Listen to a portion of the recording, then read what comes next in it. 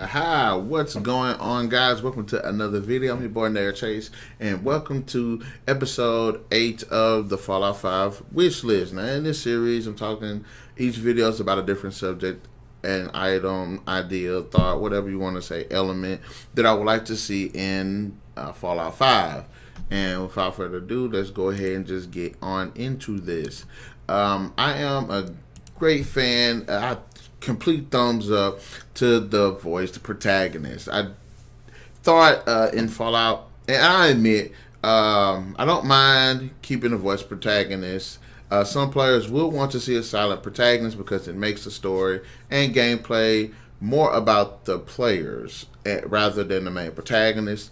Now, I do see both sides of this argument. In Fallout 3, yes, you get to see, in Fallout 3 in New Vegas, your dialogue options are what make you who you are. And I really do like that. Although I never understood what was the point of being able to create a character and not have that character have a voice. To me personally, it should be like, it should be a first-person shooter if you want to have that certain experience.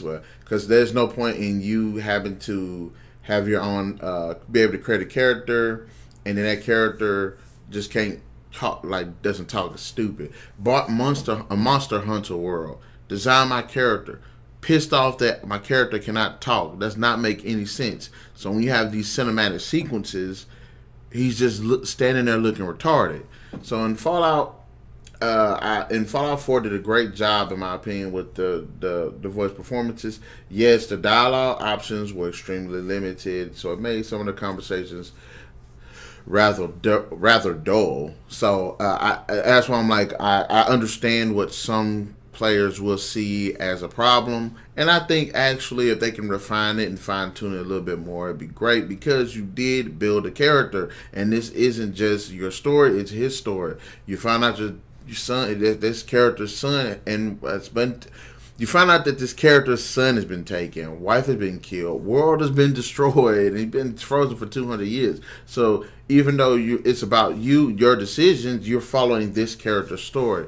So if we're going to make a Fallout game where we don't need voice protagonists, we don't need actually to have an actual story, a personalized story for the main character. I personally feel it works either way, but it's great for the story to revolve around the main character, which Fallout 4 establishes well. One note I would like to make is that the voice should fit in the dialogue and the situation. So when the person's angry, they sound angry. When they're sad, when they're happy, they need to sound sad, happy. If they're defeated, they're joyful. We need to get that emphasis in the voices.